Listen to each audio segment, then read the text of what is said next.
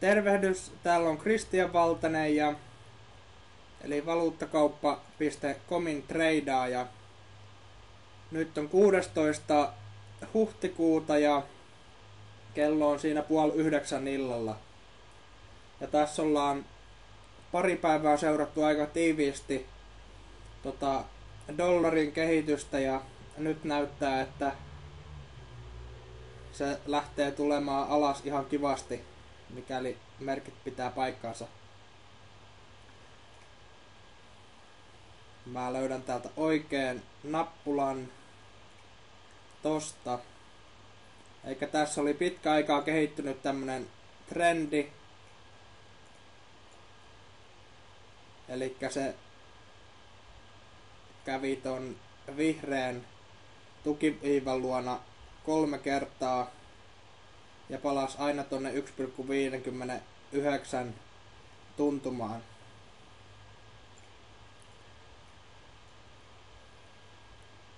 Mä sain aika hyvän kaupan tossa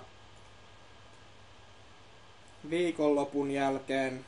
Kiinalaiset alkoi treidaamaan ja se oli pudonnut 100 pipsiä, eli 1 sentin toi euro USD-kurssi. Ja mä ostin täällä ja sitten myin täällä pois, niin siitä tuli semmonen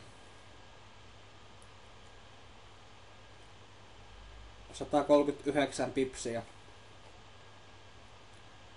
Sitten mulla ei ollut tässä kauppoja päällä, mutta siihen aikaan kun tää meni ton 1,59 yli, niin alkoi tapahtumaan jänniä asioita. Nimittäin mulla on täällä kauppa päällänsä USD Kanada parissa, jonka mä olin myynyt tässä oikeassa potissa niin tän viivan paikkeilla, kun se oli täällä. Ja meni ensiksi vähän ylös ja sitten takas alas ja sitten se tänään suorastaan romahti. Ja katsotaan mikä siinä on tilanne. Se on semmonen 171 pipsiä niin voitolla tämän päivän osalta.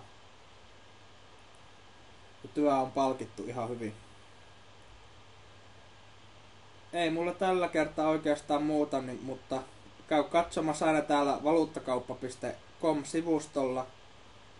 Niin mä lähettelen tänne videoita, että miten on treidaukset mennyt ja jos haluat, niin voit ottaa minuun yhteyttä lähettämällä sähköpostia osoitteeseen info@valuuttakauppa.com.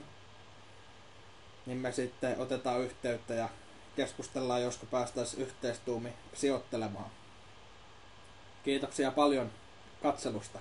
Moikka!